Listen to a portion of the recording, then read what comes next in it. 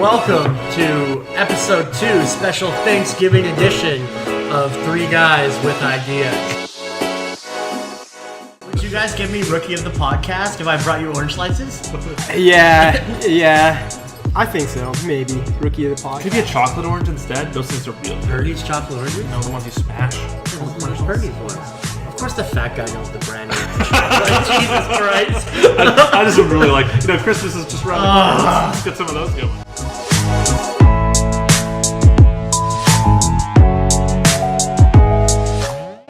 Something that might help solve this issue, I think, would be maybe if they put some more women on the Supreme Court justice. You know what I mean? Get some more women into positions of power and influence, and watch how things change. I think that would be a really good answer to addressing a lot of issues that are in society right now, as far as inequality and whatnot go.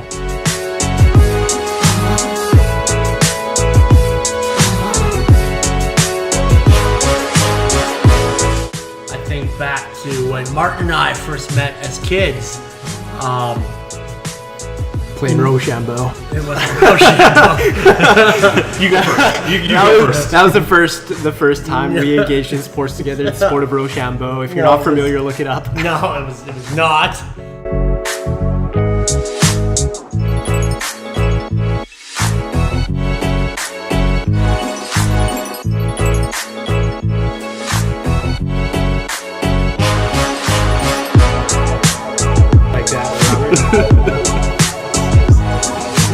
Wow. Alright, well, show us that. So now, baby. Alright. Welcome to episode 2, special Thanksgiving edition of Three Guys with Ideas. Canadian Thanksgiving. If you're listening in the US, you're probably wondering what the hell. Yeah, all of our American fans, probably 3 of them, my grandmother, my cousin, and my uncle. Yeah. We're having turkey. Screw you guys. We're having turkey. Okay, so we have some hot button. You think of a chicken? Really? We got some hot buckets of chicken over here. Hot buckets. KFC on the mind. I've had 2 rums already. Hot button topics today that could cause some controversy. So just remember, ideas are each your own. If you're offended, we don't care. And you have the option of having a power button to turn on or off at your heart's delight. So let's dive in. Kalen, lead us into our first topic. Yeah, I guess what's on everyone's sort of news feeds nowadays is the Kavanaugh hearings, and we thought we might want to cover that a little bit, get a little conversation started about what we think about the Kavanaugh hearing. He was just sworn in today, was voted in 50-48, and now he's going to be a Supreme Judge. Supreme Court Justice. Supreme Court Justice. We were just going to kind of discuss our thoughts on that. I'm curious of what you guys think. Maybe we just want to start at the beginning of when these allegations started coming out that he had sexually assaulted Miss Ford. What do you think about these allegations and the process that they've been through? And do you think it's fair? Do you think that it happened? Give me the lowdown, Rob. What do you think? I said trying not to say Just say rum instead. Rum. Okay. It's a hard topic because it's his word versus another person's word. 2 very reputable people. Kavanaugh has been in the judicial system for his whole working career, and Dr. Ford is a freaking doctor. A doctor of what? What is she? What's her PhD in? Do you know? No, I don't know. But you have doctor in front of your name. You obviously put some time in. I guess these 2 people went to college. They had some parties, college parties. Turns out he likes beer, a lot of beer. It's a tough one. Where I struggle is the fact that he has been appointed by whatever state or township or wherever he's worked in the past to judge over probably multiple date rape and assault cases. He has impacted the lives and sent people to prison or acquitted people based on his good judgment. And there was a lot at stake before this. So why now does Dr. Ford come out of the woodwork to talk about this college party where I guess Kavanaugh and another guy took her up to a room, turned up the music loud, and assaulted her? You know, she was extremely believable. She was honest about what she didn't know. It sounded like it was a college party that went awry, and it sounded like some very bad decisions were made.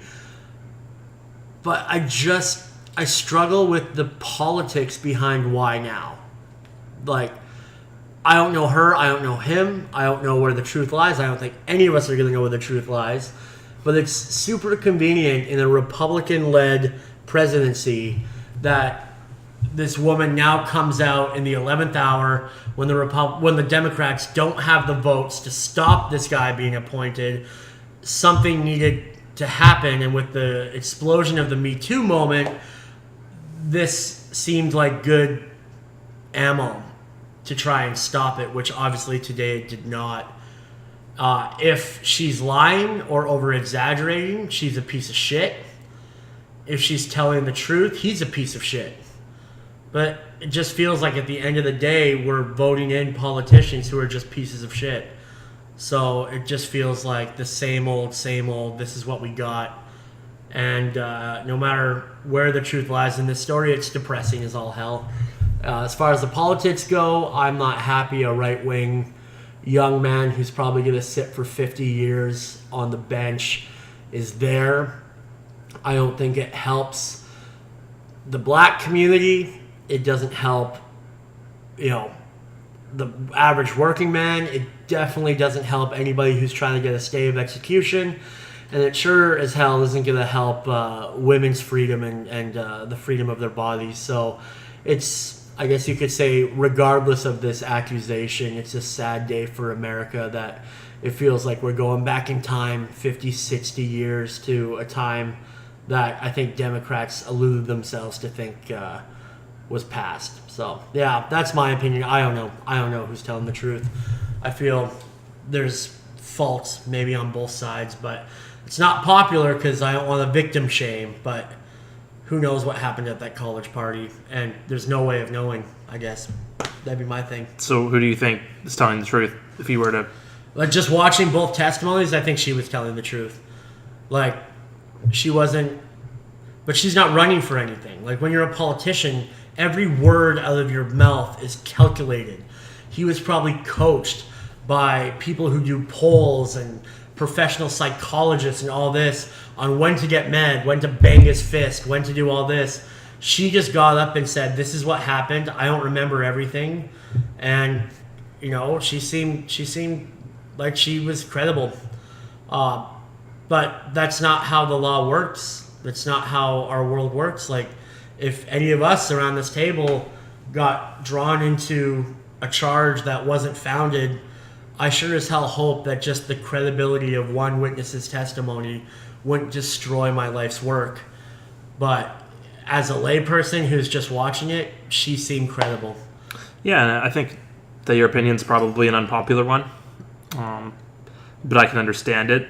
And, I can put myself in Kavanaugh's shoes and assume that he didn't do it. We don't know, but, I tend to agree with you. I think that this lady is definitely telling the truth just based on her testimony, and who knows why she's doing it at this time, but it could just be because she doesn't think that someone who's orchestrated themselves in this way in the past deserves to be a judge. And I think that's totally fair to even come out at this time, wait until now to say it, because it's very important to America that someone is not in a position of power like that. But I can agree, it'd be tough if you're running for office or you're running for, Supreme Court, and something like this comes up and you have no recollection of it, you don't believe that it happened, and, it completely destroys your career. That sounds tough. So I can really see it being difficult, even if that's sort of an unpopular opinion. Martin, what do you think? Oh man, this is a this is a difficult issue, and I mean, I think it's really important in today's society that we address this, and I think that's why Dr. Ford came forward, at this moment and time in the 11th hour, because she recognized how important it was to get her testimony out there.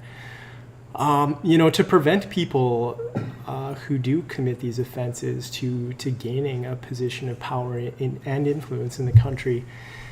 So I didn't watch the testimony at all, to be quite honest, but I think in every situation where there is an allegation, it has to be taken seriously. It has to be investigated fully and to the best ability that law enforcement has. Unfortunately, in a lot of cases, they don't have a lot of ability to do this, and sometimes people's reputations do get destroyed. But it's important, I think, when you're going for Supreme Court justice, that you have a reputation that is above reproach, and maybe there are other positions out there that would be better suited, for somebody whose credibility has been called into issue. So that's just my thought. Something that might help solve this issue, I think, would be maybe if they put some more women on the Supreme Court justice. You know what I mean? Get some more women into positions of power and influence, and watch how things change. I think that would be a really good answer to addressing a lot of issues that are in society right now, as far as inequality and whatnot go. Yeah, and I think that's a really good point. I think that's somewhere that society is trying to strive towards, right, is diversity in the workforce. It seems to be like a very popular thing. I'm curious though, so do you think the concept of hiring someone based on their merits and their ethic is more important than diversity? So if, for example, the Supreme Court, or even just, whatever random corporation decides that they want to hire more women intentionally to create more diversity, is that a bad thing? Is that a good thing? Isn't that kind of a difficult...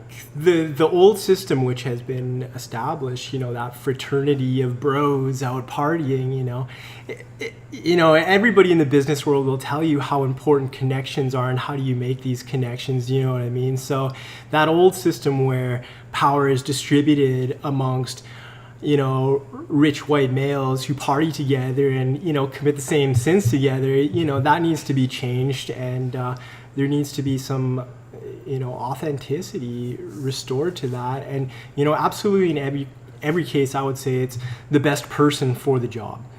Don't worry about quotas, because I believe, honestly, that there are as many equally qualified and hardworking people out there, regardless of your gender, regardless of your sexual orientation or age, best person for the job, because to me, if it was a job worth having, I would give it my best. So, yeah. And I think in almost every situation, you're always able to see where the cream rises to the top. So, So you believe if they just hired that way, that there would be an equal distribution among women and men, and you wouldn't have to worry about trying to fulfill quotas. Yeah, just take away all those biases, gender biases, all of that stuff, and go with the most qualified candidate. For sure. Do you think that with this, Kavanaugh hearing, everyone was calling for doing an FBI investigation first before, voting him in? Do you think that an investigation would have been better to do beforehand, Rob? No, at the end of the day, this happened a long time ago. It's past the statute of limitations. Nothing can happen. What could the FBI do? What could they do? Just hear witness testimony? Lie detectors are not admissible. What could they do? Without evidence, without hard evidence. Maybe they could dig in and find if anything, I think if they dug deep and found if say this Ford woman was being paid, or somebody approached her to do this, that'd be damning. If Kavanaugh brought this up to a lawyer or legal counsel a couple years ago, being if this comes to light, what do I do? That would be damning too. But the FBI had a week, and what are you gonna do?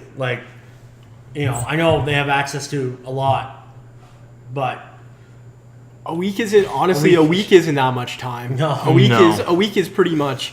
What kind of resources can you even gather together? You can't come to a week? conclusion in a week. And let's say they decided he wasn't fit to run, or he wasn't fit. And this is why people were fighting though to delay it, to delay the vote for an FBI investigation. And you're right, actually, I totally agree with what you're saying. Right? I mean, Kavanaugh was saying in there, they're saying, would you allow an FBI investigation before the vote? And he's going, what is the investigation going to be? Right? Is it going to be witness testimony? Because that's just going to be he said, she said. There isn't really any hard facts that can be determined there, and a lot of people can be influenced to say certain things. Well, then, what's stopping the FBI from doing the investigation after the fact?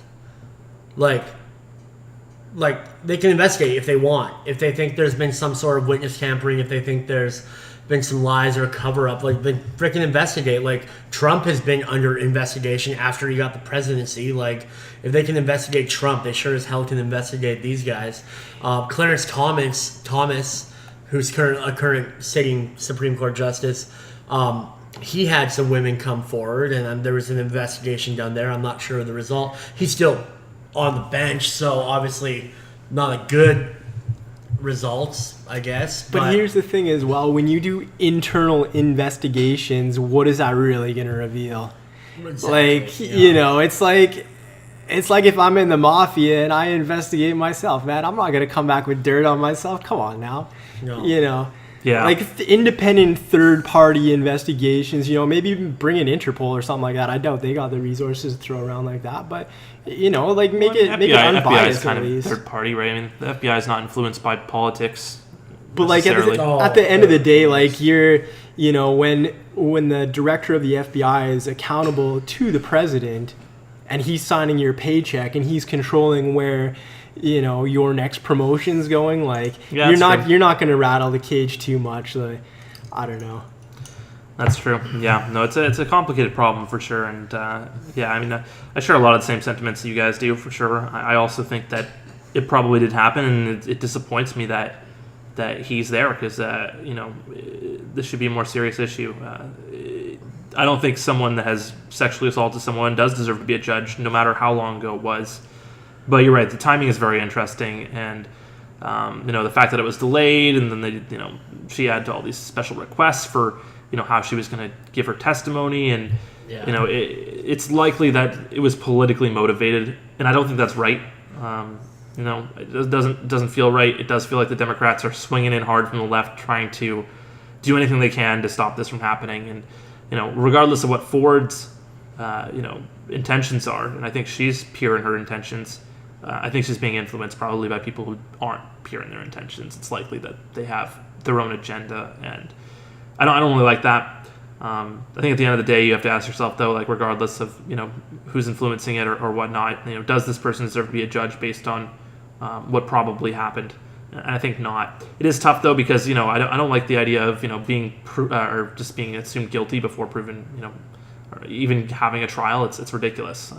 I would hate to be in that position where just because someone came forward and said something about me that I would be not able to move forward in a process like that. It's pretty bad. So I don't know. I don't like it.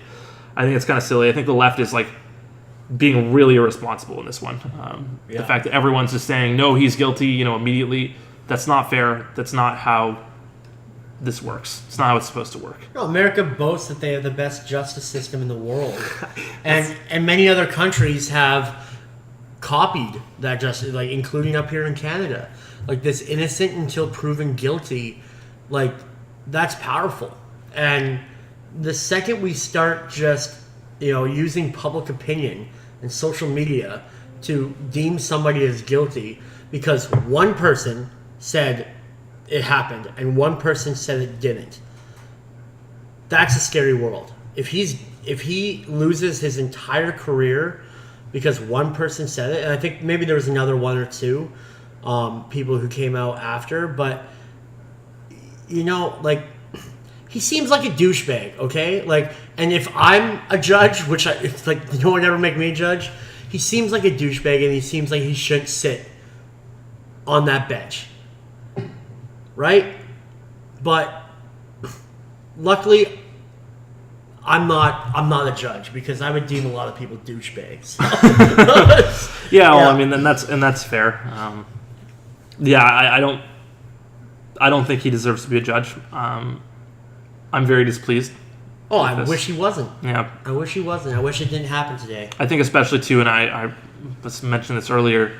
I'm not too privy to the information, but he was characterizing himself in college and saying how he was, very sober and that he wasn't, taking place in parties and that, he didn't drink a lot. And bullshit. One of his roommates in college said that he was like, visibly drunk every time he came home and rude to everyone and belligerent, beyond the point of just being drunk. So, I mean, if he's lied, in his testimony saying that he wasn't this character, he even more so doesn't deserve to be a judge. It certainly seems that way. I mean, your college roommate comes forward saying that you did. I mean, I'm sorry, I'm going to tend to believe him. It's college, you can be honest and just say you drank. I'm sure a lot of people drank and partied in college, but to lie and say, no, I was never that person, that's not okay. You can't do that. You're under oath and you need to tell the truth. You're a judge. You're going to be a Supreme Court judge. You need to tell the truth. You bring up a good point, though, because, the only thing we as individuals can do is relate to our own experience. And frankly, myself, my 18 to 20-year-old self, if I was judged on my character and who I am today by those 4 years, I would not be allowed to pump your gas. Like, I was an idiot. I got blackout drunk. I did, I stole money from my workplaces. I was just not, on paper, a good person. I am a good person now because I faced the consequences of my poor actions as a young man. And part of the American and Canadian justice system is you get caught, you face the consequences, and then it's done. Right? This whole movement of talking about a young 22-year-old man, whether he was overly aggressive, whether he committed assault, like no matter what he did, who he is now is not that same kid. Because is anybody around this table, are you the same person you were when you were a teenager? Have you not grown and matured? Of course, yeah. Probably. I like to think. Right? I like to think I'm just as fun and interesting, but I definitely grown and matured. Yeah, I would admit that I've grown and matured. I used to throw garbage out my car window, and now I've bloody well recycle it. Well, and should I be condoned? The thing is, I don't think condemned? anyone's not going to argue with that. There's a certain level of action. Right. Totally. For example, if he raped this girl, if you had killed someone when you were 16, there would be really no forgiveness ever throughout your entire life. You're living with the consequences your entire life. Even if you said whatever sentence you have, it doesn't matter. You get out of jail and you're still going to be judged for the rest of your life. And it's the same thing with this sort of thing. First of all, he wasn't punished, right? Exactly. And second of all, even if he was, it would stick with him for the rest of his life. Yeah. Absolutely. So I do think it's very different.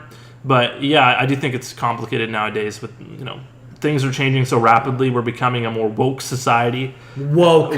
And, what people said and did 6 years ago is different than now. And if you can look back into everyone's past and look at their Twitter posts and, all these different things, then, it's going to be complicated because we're learning as a society. And if we want to look back and, dig up everybody's dirty secrets, then it's going to be problematic for everyone, I think. And maybe it should. I don't know. I'm not saying it shouldn't be, but it's just a real tough one because I think anyone, if you want to screw over anyone's life, you could find something they did 20 years ago, and you could make them a laughingstock and completely ruin their reputation. Well, I think we need a new politician. Like what was it? George W. Bush. When asked, did he smoke weed in college? He said, "Oh, I smoked it, but I didn't inhale." Give me a break. Why are we holding up politicians to a standard that no one in our countries can live up to? Come on now. And I'm not saying if he raped her, if as she told the story is true, then he should not be allowed to work in any public office. Not even at a freaking DMV. He should like the statute of limitations is over, but damn it, no, he should not be judging over anybody. But if she is exaggerating at all, or if she got drunk and made some mistakes herself, if the truth somehow lies somewhere in the middle, then like I hate that he's on the Supreme Court now, but like we're never gonna know. But he should not lose 40, 50, whatever, how many years of work because one person said something. You know, it's tough. It's tough. And unfortunately, our politics are such bullshit that it's instead of trying to work together, we're slinging mud. We've been slinging mud at each other, trying to find the deep, darkest, ugliest secrets. And everybody judges everybody, and it's absolute bullshit. And this is just another example. The left fights dirty, the right fights dirty, and all of us suffer because of it. Because the real things that matter are not being talked about on the news. Yeah. At all. For We're sure. all talking about, did this guy force himself on this girl at a college party?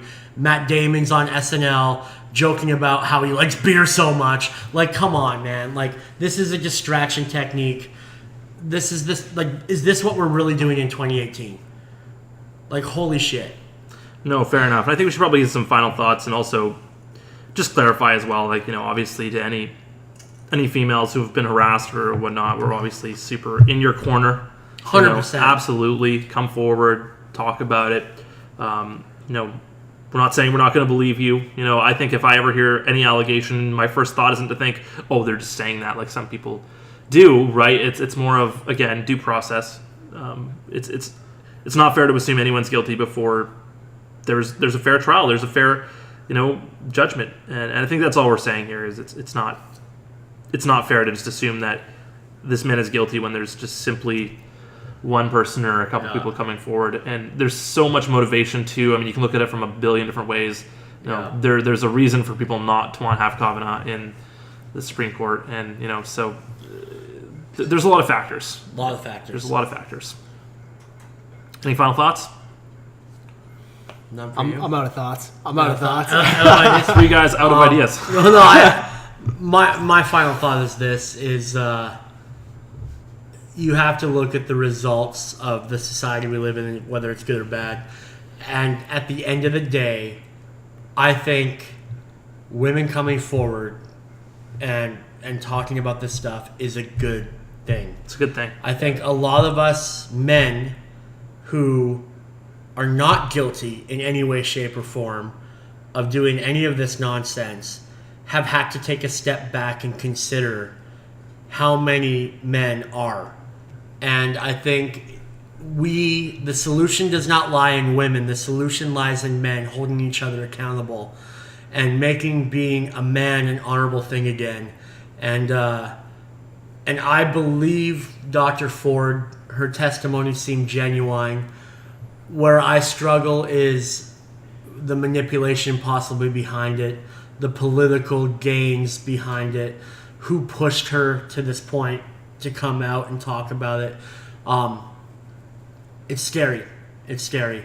I bet you she is wishing she came out way earlier before the spotlight came on it. Because had she come out way earlier before Trump nominated him, he would have never been nominated, and this would have been a non-issue because the Republicans would have been smart enough to stay away from this hot-button issue. And I feel bad for her if she felt too scared or didn't feel like she could come out before. I applaud her bravery now, but I also feel bad for her that 50% of the country is calling her a liar. And again, this is why women don't come out, because they feel they're going to be victim shamed. And I don't believe that. But if you are a victim, you do have to understand that our justice system is innocent until proven guilty. And you can't expect the entire mass population to 100% believe the word of one person, and that's tough.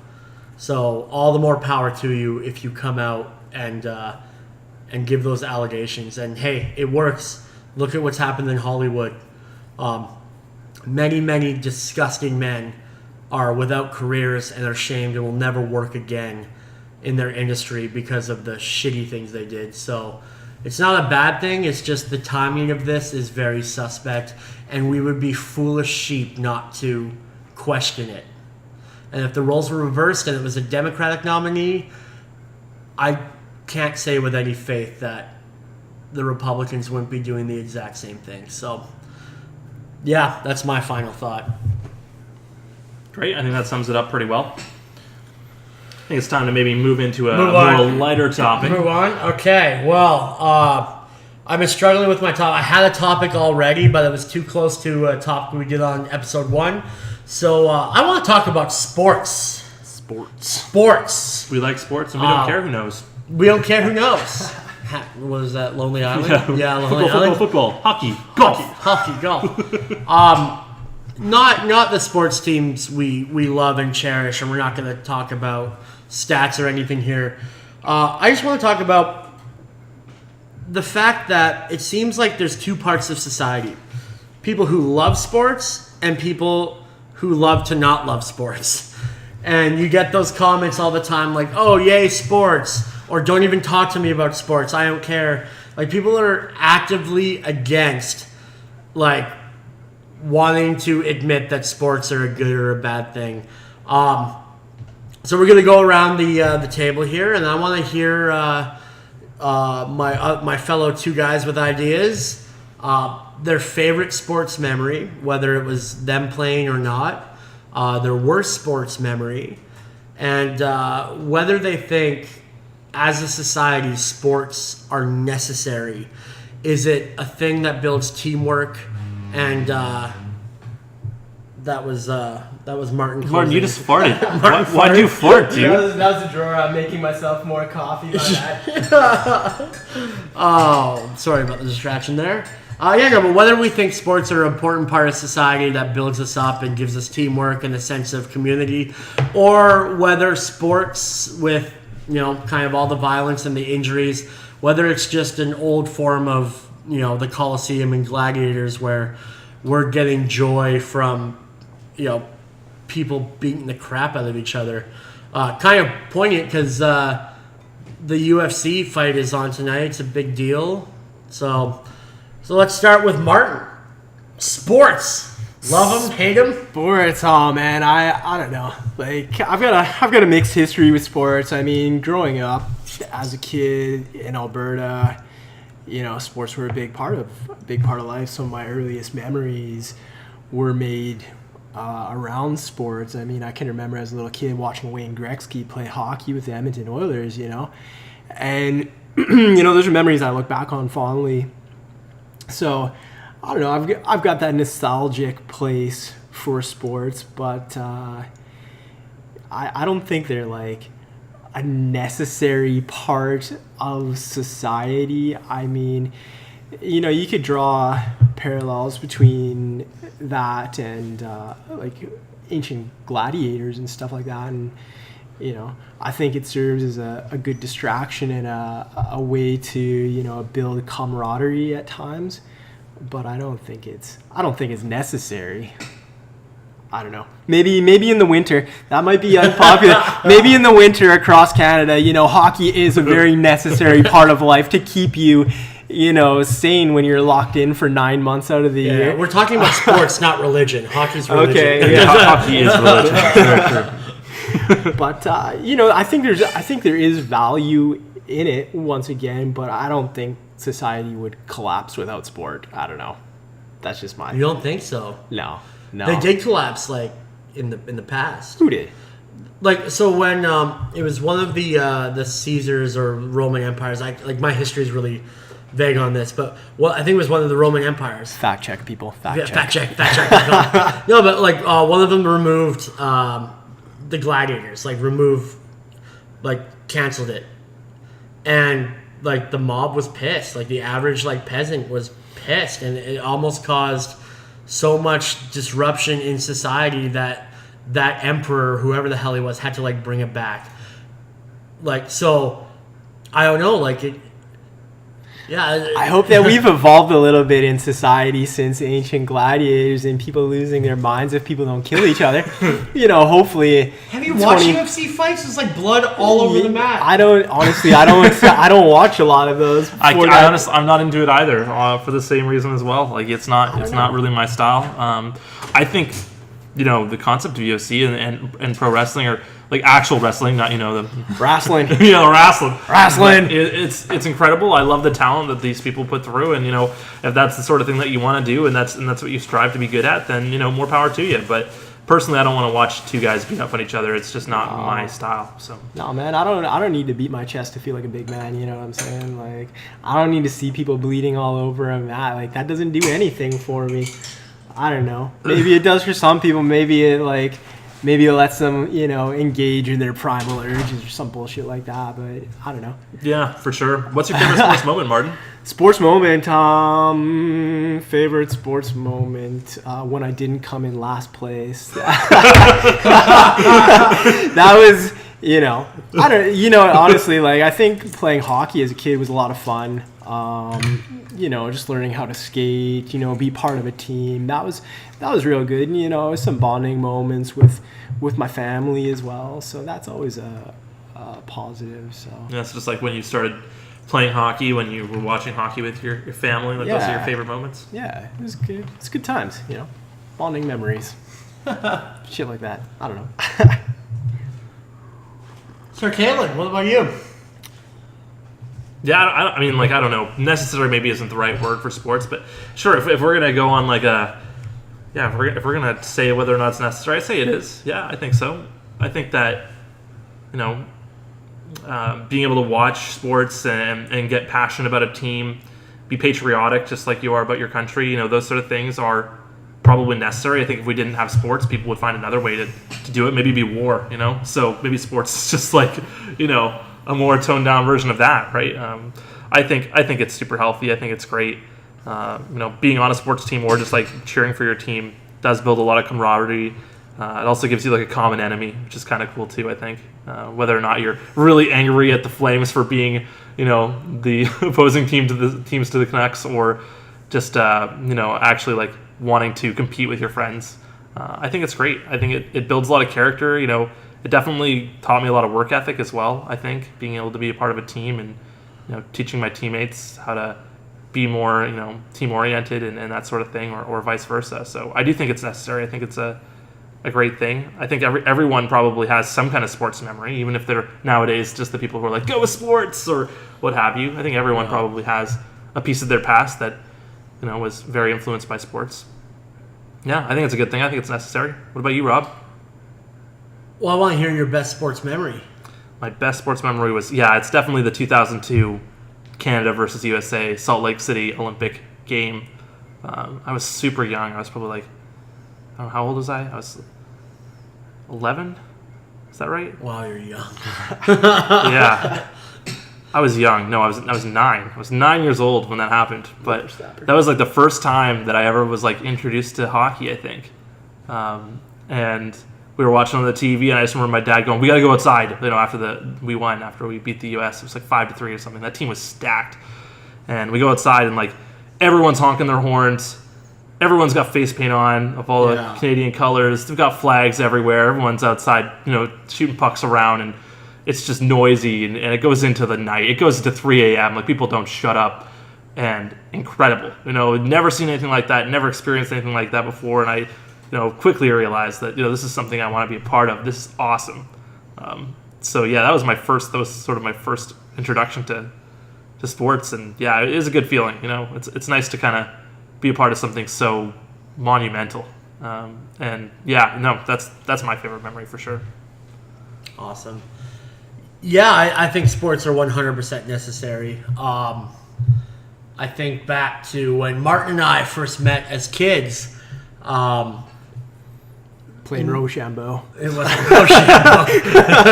You go first. You go first. That was the first time we engaged in sports together. The sport of Rochambeau. If you're not familiar, look it up. No, it was not. No, Martin was a new kid in our little town, and our parents wanted us to play with him because he was new. And I think like some of the first memories I have with my boy Martin here is playing street hockey at our buddy Mike's place growing up. And it didn't matter if you were good or bad. You know, you threw your sticks in the middle. Teams were selected. Oh yeah. You know, and little boys played hockey together. And like Mike's mom used to bring out like Rice Krispie Squares, and soda and stuff. It was just like that typical childhood memory, you know. And it teaches a lot. It teaches teamwork. It teaches being humble. It teaches how to lose. In this day and age with these stupid sports teams where there's no winner or loser, everybody gets a participation medal. That's complete and utter bullshit. Yep. Because what sports taught me growing up is I was part of some teams who lost miserably and it was embarrassing, and I had to figure out how to walk away with my head held high after that. And I played on some teams that were dominating, and how to shake hands with the kids after the games and say, hey, good game, even though we wasn't a good game, we kicked their ass. You know, but it taught me how to relate to, you know, my peers as a kid. I had, you know, a period of time where I wasn't big into sports or spectating sports at all when I was in school, and I was a nerd. Like, I just felt like out of place, and it was something was missing. And then when I was deeper in high school and I got back into hockey and back into the Flames, I was a part of something. Like, I tell you, if I walk into a bar in, say, Calgary wearing just plain clothes, I don't walk in and get high fives. I don't walk in and people, hey, what's up, man? How's it going? If I'm wearing a Flames jersey and I walk into a bar in Calgary, I get high fives. I get guys being like, hey, man, come over here, have a beer with us. Did you watch the game tonight? Like, there's something about sports that brings people together. And I'm happy we're not watching people kill each other anymore, because I wouldn't support that. But I think it's a necessary thing. And the people who say, oh, yay, sports, they're a sports fan of some sort. They've been a sports fan. They will be a sports fan. I think it's a very necessary part of society, and the best example of that is this last Olympics when South Korea invited North Korea to be a part of their team and just be Team Korea. Sports heals injuries and wounds and strife between people, countries, everything. And we need to use it as such. So, yeah, I would say sports are highly necessary. My favorite sporting moment was probably watching the Calgary Flames go on their cup run in 2004. After every single game, I would call my uncle down in California, who's a big Flames fan too, and we would dissect every minute of the game. It'd be like a 3-hour conversation. And I'll remember that till the day I die.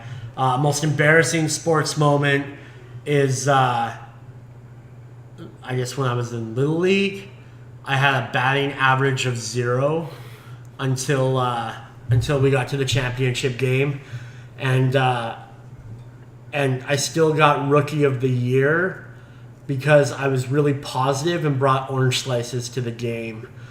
And I can attest, getting Rookie of the Year did not make me feel good. It made me feel embarrassed as all hell because I was god-awful at baseball. Yeah, but you brought the orange slices, so that's what's most important. That's what's most important. Replenishing the vitamin C. Yeah. It's crucial. I can tell you, if parents are listening, I did not deserve Rookie of the Year. I was embarrassed I got Rookie of the Year. And to this day, I still think about how this guy named Kyle Phillips out there, he deserved Rookie of the Year because it was just me and him were rookies, and he hit like 3 grand slams in the season, and the only time I got on base was when I got hit by the ball, and I was angry because I had to run the bases. So I promise you, I did not deserve a participation ribbon. I deserved to get cut from that team, and it would have served me well, and I wouldn't have had to go and and sit on the bench and be embarrassed. So Running sucks. Yeah, but you brought the orange slices, and Kyle didn't bring the okay, orange to be slices. fair, my mom brought the orange Kyle. slices. It was in your best interest. She wanted you to feel special for getting Rookie of the Year. Just take it for what it is, man. No, You special snowflake. I am not a special snowflake. You're very special. You're very, very special. That's interesting. Embarrassing moments. I actually never played a sports team when I was younger. I played for the school sports teams for basketball and Oh yeah, soccer. That's part of gym class. Yeah, well, I mean, we play against other schools, but it was never anything major. We never made it provincials or anything like that. We were just crappy little leagues. But I remember when I was really young, I was so stubborn, and we started playing hockey, and I didn't know how to wrist shot. And I would just do a flick shot, where you just and all my friends would be like, "Yeah, we don't think you're doing wrist shot." I'm like, "No, I've got lots of height." It took me probably 2 years when I was super young before I actually realized a wrist shot was where you drag your stick along the ground and not just flicking it in the air. So yeah, that was pretty embarrassing. I also remember going to a basketball tournament in middle school, and we were playing against the best team, and I was going for a layup. Laid up the ball actually over top of the backboard. Yeah. The ball completely over, missing everything. Oh. Yeah, it was really bad.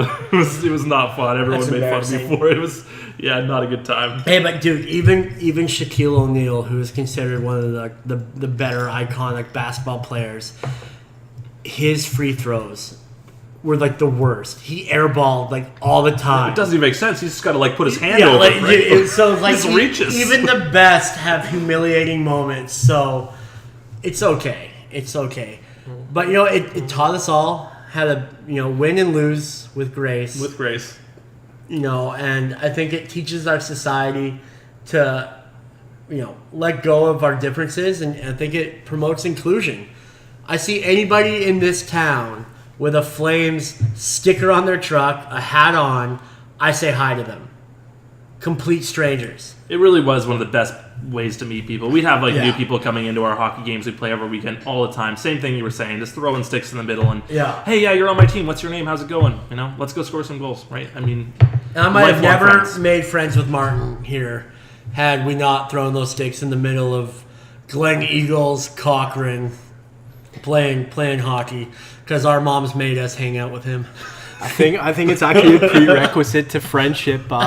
You have to be able to play hockey in order for me to be friends with you. Well, in Canada at least. Yeah. Just kidding. You just have to bring the orange slices, and then I'll be friends with you all day long. Would you guys give me Rookie of the Podcast if I brought you orange slices? Yeah. I think so. Maybe Rookie of the Podcast. Could it be a chocolate orange instead? Those things are really good. Purdy's chocolate oranges? The ones you smash. Yeah, those are the commercials. Purdy's ones. Yeah. Of course the fat guy knows the brand name. Jesus Christ. I just would really Christmas is just around the corner. Let's get some of those going. Yeah. I'd like to request a Moro oranges if you could. Oh, okay. Yeah. All right. Well, okay. I'll bring orange slices next podcast. I promise. But the one thing in sports that isn't good is, we have what was the famous biker. Biker. No, Armstrong. Armstrong. Not Neil Armstrong. Neil Armstrong. Lance Neil Armstrong, the cyclist. Neil Armstrong, this astronaut and a cyclist. No, but He's a multi-talented man. yeah, Very good. Lance Armstrong, that Phelps swimmer and stuff like that, the snowboarder. Sean They all got in shit for doing performance enhancing stuff, but some athletes have gotten in shit for smoking the Mary J. The ganja. The ganja. I think that leads us into our last topic for the cast here. Yeah. Is injecting marijuana bad? Do you inject Well- marijuana? I've never done. I think most people will tell you that you don't inject the marijuana. Marijuana. Yeah, but as a lot of you know, or might be paying attention if you're into the news, October 17th in Canada is coming up, and that means legalization, guys. Legalization. No more, illicit substances plaguing these snowboarders who like to, maybe puff the Magic Dragon or partake in the Jazz Cabbage to get their day going, you know what I mean? All right. So before we get into this topic, let's clarify here. Of the three guys with ideas, we have one medicinal user, That'd be me. That'd be Martin. We have one recreational user. Hi. That'd be Kalen. And we have one non-user who doesn't want to have anything to do with the devil's lettuce. He doesn't like to get wavy, basically, folks. That's me, man. He's a little bit of a square. Not woken up. Not woken up. I'm just not woken up. Not woken up. He can't handle it. He can't handle that plane of existence. But in all seriousness, a lot of people have a lot of opinions and ideas about this, largely stereotyped and stigmatized plant. And, I think it's... Well, I'd like to hear what your guys' ideas on it. Kalen, from the recreational side, what do you think of October 17th and the Canadian government following through on their commitment to legalize the sale and possession and consumption of marijuana? It's long overdue. Surprised that it's taken this long for this to happen. Hopefully it goes well. I mean, we're going to have the government that regulates telecommunications industry also regulating marijuana sales. The CRTC is regulating no, marijuana? but I mean, the government, you know what I'm saying. No, sorry. The federal Is that a thing? That'd be horrible. Like, the federal government. To be clear, they're the ones regulating it. If you buy a joint, you also have to buy this package, this cable package. You need to get this bong, and you also need to get. Yeah, that would be the CRTC. You need to subscribe to High Times on your iPad. Here's a landline as well. Take the landline. Yeah, no, that'd be horrible. But yeah, I think it's long overdue. It's surprising that it's taken this long. What's wrong with marijuana? I don't get it. If someone wants to do it for recreational or for medicinal purposes, let them. What's it hurting? Let's just be respectful. The same reason why we don't have drinking and driving, or we have drinking and driving laws. Don't smoke and drive. Don't go into a bus stop full of people and start smoking a joint right in front of everyone if someone doesn't like the smell. Standard stuff. But I just don't see what's wrong with it. If someone wants to do it for recreational or medical usage, let them. Who are we to judge? I think one of the main concerns that a lot of people have is the impairment factor. With the roadways, people getting in their vehicles and smoking a joint, drive down the road and getting into a crash, there's concerns about that. I think, maybe if you're a parent, you have concerns about, those public spaces where your child might be exposed to that now, or, other scenarios, that people might be concerned about that. From a recreational user standpoint, how might you, perceive these kinds of issues? Yeah, I get it. I just don't think anything's really changed. I think honestly, probably in a sense, because marijuana is illegal, more people want to do it in a sense. That illicit appeal, you're doing something dangerous. So I don't think your 14-year-old kid, if they're wanting to do something, rebellious, they're going to do something rebellious whether it's legal or not, right? It just might be more damaging to their future if they get caught doing so. So marijuana is still going to be illegal to, children under 19? Is that? I think NBC, yeah. NBC, yeah. So, nothing's really changed there. You're still going to have those same problems you had before for the same reasons. Yeah, maybe it's more obtainable. I don't know if that's true. I think it's probably just as obtainable before as it is now. I think it was easy, more easy to obtain. Yeah, now it's regulated, right? You just call some dude and he'll sell it to you because he just wants the money. He doesn't care. Yeah. And it's now you have to go to a shop that is legally mandated that they have to check your ID or they get a big fat ass fine. Well, I think it's kind of a non-issue. I guess you could argue that because it's more accepted, because legalization is acceptance in a sense, that maybe some kids will think that they can do it more without having any penalties or there being any problems. That's possible, I suppose. So one of the arguments pro legalization is that it will have an impact upon the black market and organized crime. What do you think of that? Do you think that it will actually have any effect on the black market and the organized crime that run that, or what? I think there's a positive.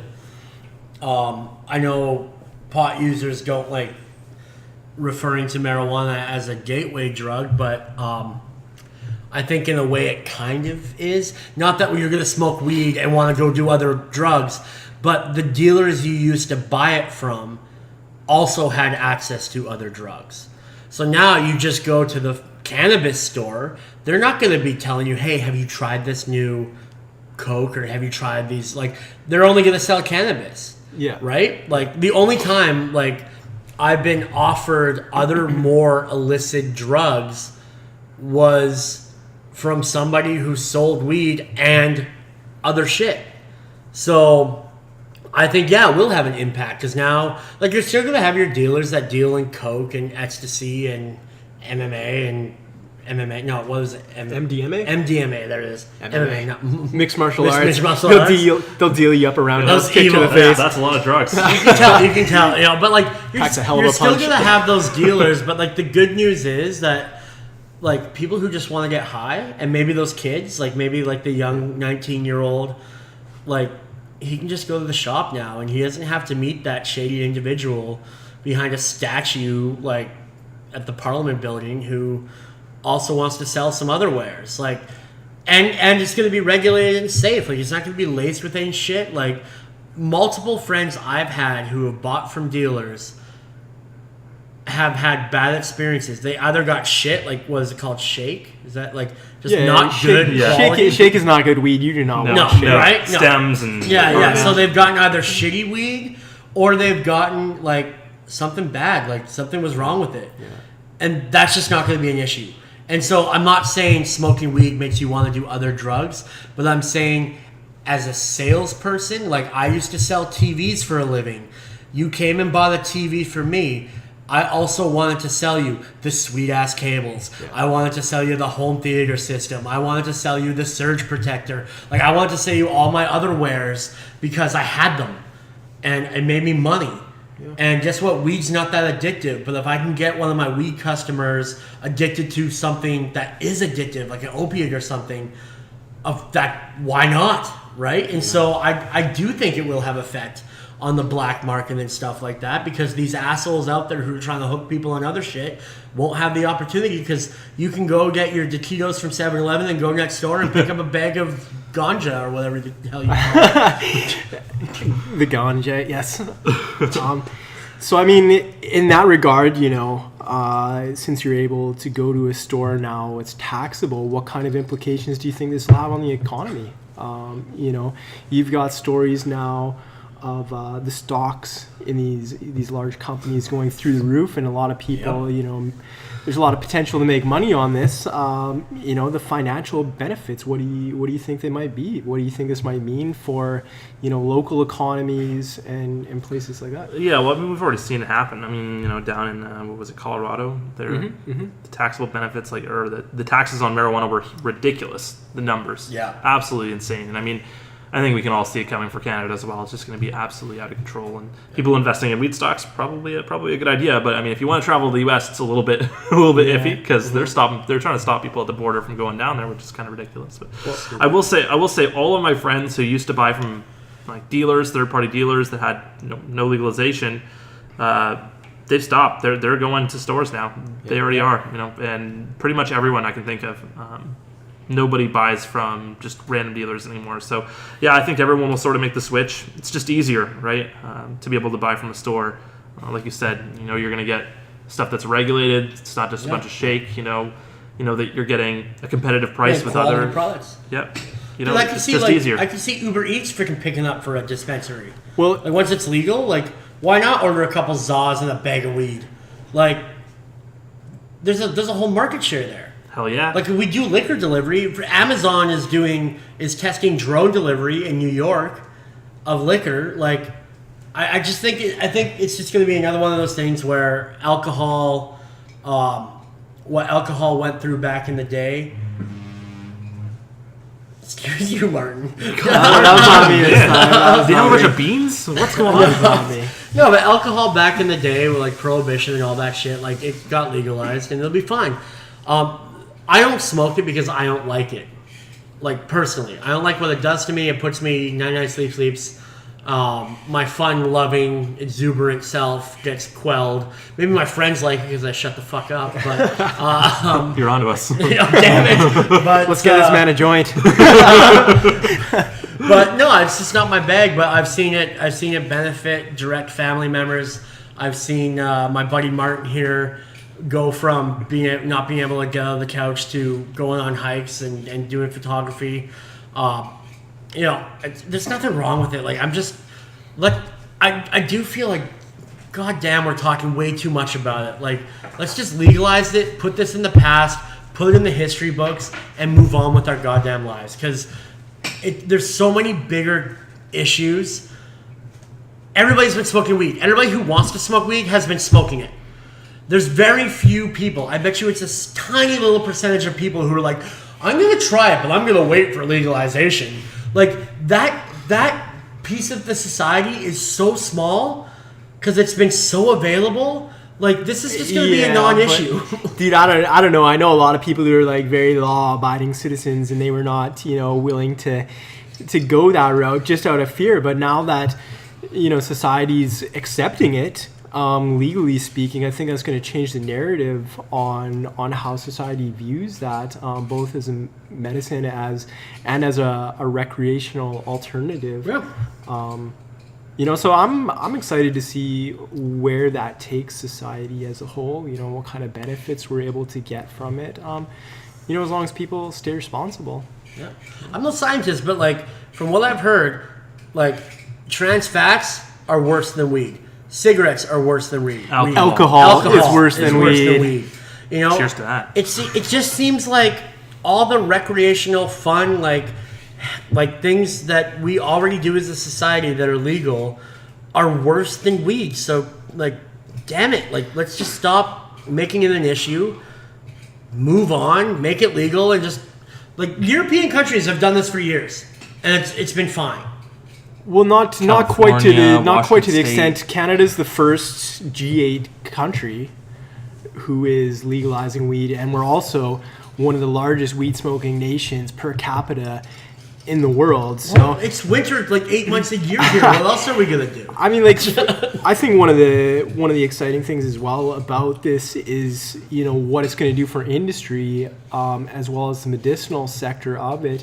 Now that the stigma is being removed from it gradually, people are able to see this more as a medicine as well for people who are cancer patients, people who experience chronic pain, such as myself.